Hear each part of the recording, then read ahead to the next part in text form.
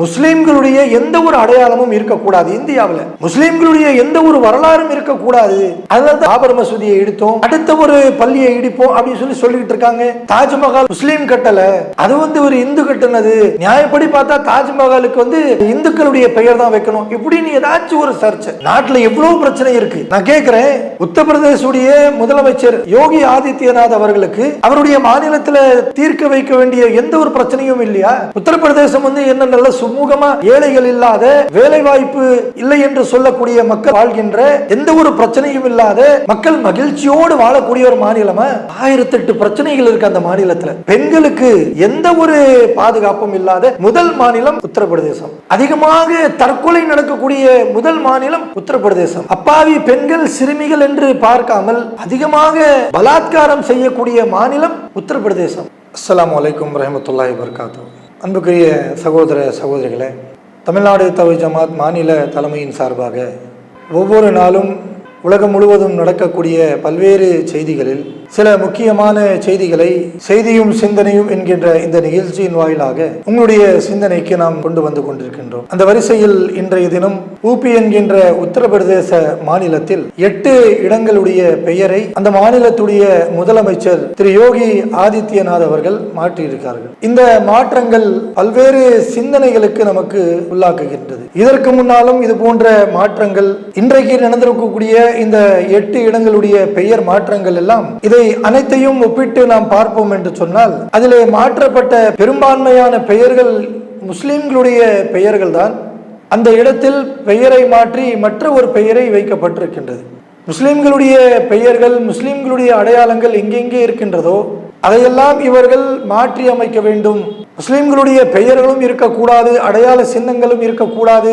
முழுமையாக இவருடைய வரலாற்றை இந்தியாவிலே ஒழித்து விட வேண்டும், அழித்து விட வேண்டும் என்கின்ற ஒரு நிலையில்தான் உத்தரப்பிரதேசத்துடைய முதலமைச்சர் யோகி ஆதித்யநாத் அவர்கள் செய்து கொண்டிருக்கிறார்கள். பாபர் மசூதி 500 ஆண்டுகளுக்கு முன்னால் கட்டப்பட்ட அந்த பள்ளிவாசலை, இந்தியாவுடைய ஒரு அடையாளம் என்று சொல்லக்கூடிய அந்த பள்ளிவாசலை இடித்து இங்கேதான் ராமர் பிறந்தார் என்கின்ற ஒரு சர்ச்சையை எழுப்பி இன்றைக்கு பள்ளிவாசல் இருந்த அந்த இடத்தில் ராமருடைய கோயிலை கட்டி அவர்கள் முஸ்லிம்களுடைய வரலாற்றை நாம் ஒழித்து விட்டோம், அழித்து விட்டோம் என்று நினைத்து கொண்டிருக்கிறார்கள். ஆனால் அது நடக்கவில்லை.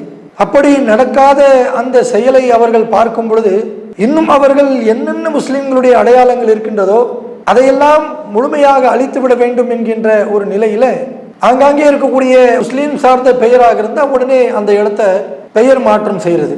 அப்படிப்பட்ட ஒரு செயலைத்தான் தொடர்ச்சியாக யோகி அவர்கள் செய்து கொண்டிருக்கிறார்கள். அக்பர் கான் என்று சொல்லக்கூடிய அந்த இடத்தை மா அரோவா பஹானி என்று சொல்லக்கூடிய ஒரு பெயரை இவர்கள் வைத்திருக்கிறார்கள். இந்த பெயரை வைக்கட்டும், நமக்கு எந்த ஒரு பிரச்சனையும் இல்லை. யோகி ஆதித்யநாத் என்று சொல்லக்கூடிய ஒரு சங்கிதானே, RSS உடைய பயிற்சியில் வளர்ந்த ஒரு சங்கி. அவருடைய சிந்தனை எல்லாம் எப்படி இருக்கும்னு சொன்னா, இப்படி ஒரு கீழ்த்தரமான ஒரு செயலாக தான் இருக்கும். அவர் என்ன நினைக்கிறாருன்னு சொன்னா, அக்பர் என்ற பெயரை எடுத்து மா அரவா பவானி என்று பெயரை வைத்தா முஸ்லிம்கள் பெரிய ஒரு மனக்கசப்பு ஏற்படும், முஸ்லிம்களுடைய அடையாளம் அளிக்கப்படும். இதை வைத்து அவருடைய கோபத்தை ஏற்படுத்தி அதன் மூலமாக கலவரத்தை ஏற்படுத்தலாம் நினைக்கிறாரா என்னன்னு நமக்கு தெரியல. அப்படி அவர் நினைச்சு இந்த செயல்களை எல்லாம் செய்கிறார் என்று சொன்னால் அவர் புரிந்து கொள்ள வேண்டும். இப்படி நீங்கள் முஸ்லிம்களுடைய பெயரை எடுத்து நீங்கள் வணங்கக்கூடிய கடவுளுடைய பெயர்களோ அல்லது உங்களுக்கு பிடித்த பெயர்களோ வைத்தால் அதை நாம் ஒருபோதும் எதிர்க்க போறது கிடையாது. முஸ்லிம்கள் தெளிவா இருக்காங்க. நீ எந்த பேரை வச்சா என்னப்பா, ஏதாச்சும் ஒரு பேரை சொல்லி இந்த ஏரியாவை நம்ம அழைக்க போறோம், அதை நீ மாத்திக்கிட்டு போ. ஆனா என்ன நீ செய்யறன்னு சொன்னா, குறிவைத்து முஸ்லிம்களுடைய பெயர் எங்கெங்கே இருக்கின்றதோ அந்த பெயரை அழிக்க வேண்டும் என்கின்ற ஒரு செயலை நீங்க செய்றீங்க. அப்ப இந்த செயல் எதை சுட்டி காமிக்குது? அப்ப உங்களுடைய உள்ளத்தில் இருக்கக்கூடிய RSS என்ற அந்த அமைப்பில் கற்றுக்கொண்ட அந்த வெறித்தனம் தான் இருக்கு உங்களுக்கு. இந்திய சட்டத்துக்கும் நீங்க மதிக்கிறது கிடையாது. தன்னை இந்துக்கள் என்று சொல்கிறீர்களே, அந்த இந்து மதத்தையும் நீங்க மதிக்கிறது கிடையாது. இந்து கடவுளுடைய பெயரை வைக்கிறோம் அப்படின்னு சொல்லி இந்துக்களுடைய மனசையே புண்படுத்தக்கூடிய காரியங்களை தான் நீங்க செஞ்சிட்டு இருக்கீங்க. இந்த நாட்டுடைய மக்கள் தெளிவாக உங்களை புரிந்து கொண்டார்கள். அதிலும் குறிப்பாக இந்து மக்கள் புரிந்து கொண்டார்கள். இவர்கள் இந்துக்கள் கிடையாது, இந்துக்கள் என்ற பெயரிலே சங்கிகளாக RSS உடைய கைப்பாவையாக இவர்கள் இருக்கிறார்கள் என்று அவர்கள் தெளிவாக புரிந்து கொண்டார்கள். இவர்கள் தன்னை இந்துக்கள் என்று சொல்லிக் கொள்றாங்க. உண்மையிலே இவர்கள் சங்கிகள் என்று சொல்லக்கூடியவர்கள் இந்துக்களா என்று கேட்டால் நிச்சயமாக இல்லை. இந்துக்கள் வேறு, சங்கிகள் வேறு. சங்கிகள் என்று சொன்னால் இந்து மதத்தில் சொல்லாத செயல்களையும் இவர்கள் செய்வார்கள். இந்து மதத்தில் செய்யக்கூடாது என்று சொல்லக்கூடிய செயல்களும் இவர்கள் செய்வார்கள். அதே நேரத்தில் இந்த நாட்டுடைய சட்ட திட்டங்களையும் இவர்கள் மதிக்க மாட்டார்கள். இவருடைய வேலையை தான். நாட்டுடைய சட்டத்தை மதிக்கிறது கிடையாது, நாட்டுடைய கலாச்சாரத்தை மதிக்கிறது கிடையாது. இப்படி நாடு சொல்லக்கூடிய அனைத்தையும் ஓரமாக தூக்கி போட்டு இவருடைய மனோ இச்சையின்படிதான் தன்னுடைய செயல்கள் செய்வாங்க. அப்ப இப்படி செய்யக்கூடியவருடைய கையில் தான் இன்றைக்கு இந்தியா என்கின்ற இந்த நாடு அவர்கள் கையில சிக்கி கொண்டிருக்கு. ஆட்சி அதிகாரத்தில் இருக்கக்கூடியவர்கள் யார்? இந்தியாவில் இன்றைக்கு பெரும்பான்மையான ஆட்சி அதிகாரத்தில் இருக்கக்கூடியவர்கள் யார் என்று சொன்ன இந்த சங்கிகள் தான் இருக்காங்க. அதனால்தான் இன்றைக்கு இது போன்ற செயல்கள் அவர்கள் சர்வசாதாரணமாக செய்யக்கூடியதை பார்க்கிறோம். நாட்டுக்கு துரோகம், எந்த மதத்துரியவர்கள் என்று சொல்கிறார்களோ அந்த மதத்துக்கான செயல்களையும் இவர்கள் செய்யாமல் மதத்திற்கும் துரோகம் செய்யக்கூடியவர்கள். ஒவ்வொரு சங்கியுடைய பேசக்கூடிய பேச்சுக்கள் எடுத்து பாருங்களேன். வடநாட்டில் ஒரு சாமியார் பேசுறாரு.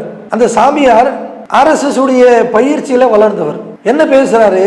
மாட்டுடைய சாணத்தை திங்கலான்றாரு. மாட்டுடைய சிறுநீரை கோமியம் என்று இவர் குடித்து குடித்து இன்றைக்கு மாட்டு சாணத்துக்கும் போயிட்டாங்க. முதல்ல கோதுமை எடுத்து மாட்டுக்கு கொடுக்கணுமா, அந்த கோதுமையை அந்த மாடு தின்னு அதற்கு பிறகு சாணத்தை போடும். அந்த சாணத்துல ஒரு சில கோதுமை விழும். அதை எடுத்து நல்லா கழுவி காய வச்சு அரைச்சு நீங்க அதை மாவாக்கி ரொட்டி தின்னுங்க. குழந்தை இல்லாதவர்கள் குழந்தை பிறக்கும். உடல் பிரச்சனைகள் இருந்தால் அந்த உடல் பிரச்சனைகள் போகும். என்னென்ன விரும்புறீங்களோ அதெல்லாம் உங்களுக்கு கிடைக்கும் அப்படின்னு சொல்றாரு. இது ஏன் நம்ம சொல்றோம் சொன்னா, இவர்கள் தன்னை இந்துக்கள் என்று சொல்லிக்கொண்டு இந்து மதத்தையும் கொச்சைப்படுத்துவார்கள். தன்னை ஒரு இந்தியர் என்று சொல்லிக்கொண்டு இந்திய நாட்டுடைய சட்டங்களையும் மதிக்காமல் அதை அவமதிப்பார்கள். நாட்டுடைய பிரதமர் கடந்த காலங்களில் நம்ம பார்த்திருப்போமே, தேசிய கொடி எடுத்து முகத்தை துடைக்கிறாரு. எவ்வளவு பெரிய அவமானம் இல்லையா இது? அப்படிப்பட்டவர்கள் கையில தான் இன்றைக்கு இந்த இந்தியாவுடைய ஆட்சி அதிகாரம் இருக்கின்றது. அதனால்தான் இவங்க என்ன செய்யணும் என்ன செய்யக்கூடாது என்கின்ற ஒரு நிலை இவர்கள் தெரியாமலே இவர்களுடைய மனோ இச்சை என்ன சொல்கின்றதோ, இவர்கள் என்ன விரும்புகிறார்களோ அதை அப்படியே செய்யக்கூடிய நிலையை நம்ம பார்க்கிறோம். அப்ப அந்த அடிப்படையில் தான் இன்றைக்கு என்ன பண்றாங்க, முஸ்லிம்களுடைய எந்த ஒரு அடையாளமும் இருக்கக்கூடாது இந்தியாவில், முஸ்லிம்களுடைய எந்த ஒரு வரலாறும் இருக்கக்கூடாது. அதனால தான் நம்ம பாபர் மசூதியை இடித்தோம், அடுத்த ஒரு பள்ளியை இடிப்போம் அப்படின்னு சொல்லிட்டு இருக்காங்க. தாஜ்மஹால் முஸ்லீம் கட்டல, அது ஒரு இந்து கட்டினது.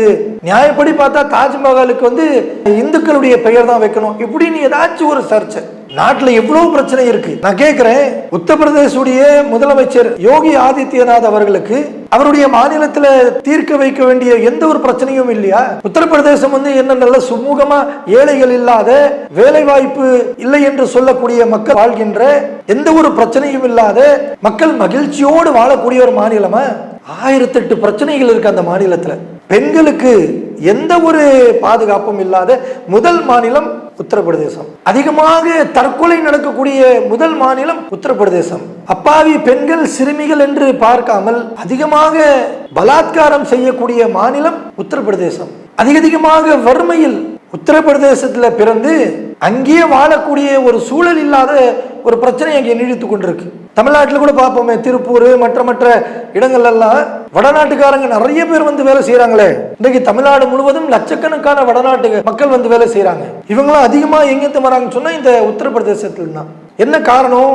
உத்தரப்பிரதேசத்தில் அவங்களுக்கு எந்த ஒரு வருமானமும் இல்லை, தன்னுடைய வாழ்வாதாரத்திற்கு எந்த ஒரு வாய்ப்பும் இல்லை.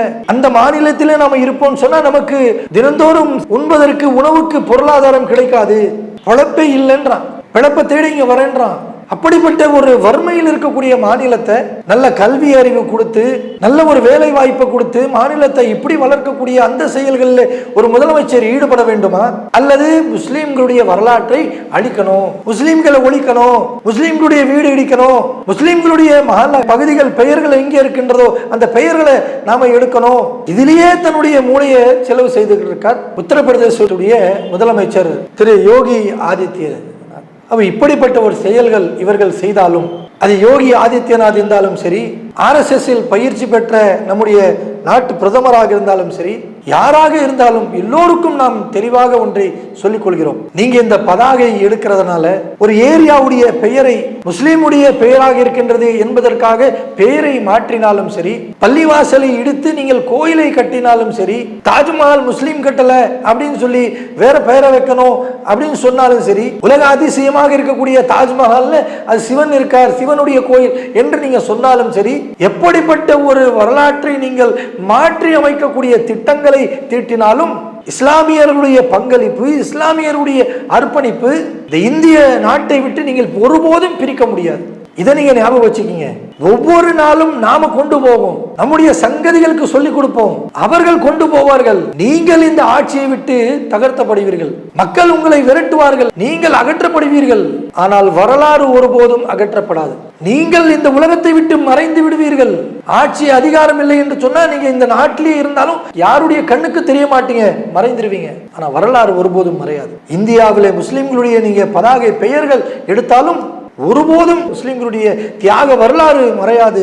சங்கிகளுக்கு நாம் இறுதியாக சொல்லிக் கொள்கிறோம், நீங்க எவ்வளவு முயற்சி எடுங்க, முஸ்லிம்களுடைய வரலாற்றை நாம் அழிக்க வேண்டும் என்று நீங்கள் ஒவ்வொரு முயற்சி எடுத்தாலும், முஸ்லிம்கள் செய்த ஒவ்வொரு தியாகங்களும் முஸ்லிம்கள், முஸ்லிம் அல்லாதவர்கள் இந்த நாட்டில் எடுத்துரைப்பார்கள். ஒருபோதும் இந்த வரலாறு மறையாது என்று சொல்லிக்கொண்டு இந்த செய்தியும் சிந்தனையும் முடித்துக் கொள்கிறோம். அஸ்ஸலாமு அலைக்கும் ரஹ்மத்துல்லாஹி வ பரகாத்துஹு. இஸ்லாம் மற்றும் சமுதாய செய்திகளை அறிந்து கொள்ள தமிழ்நாடு தௌஹீத் ஜமாஅத் யூடியூப் பக்கத்தை உடனடியாக சப்ஸ்கிரைப் செய்து கொள்ளுங்கள். மேலும் பெல் பட்டனையும் கிளிக் செய்து கொள்ளுங்கள்.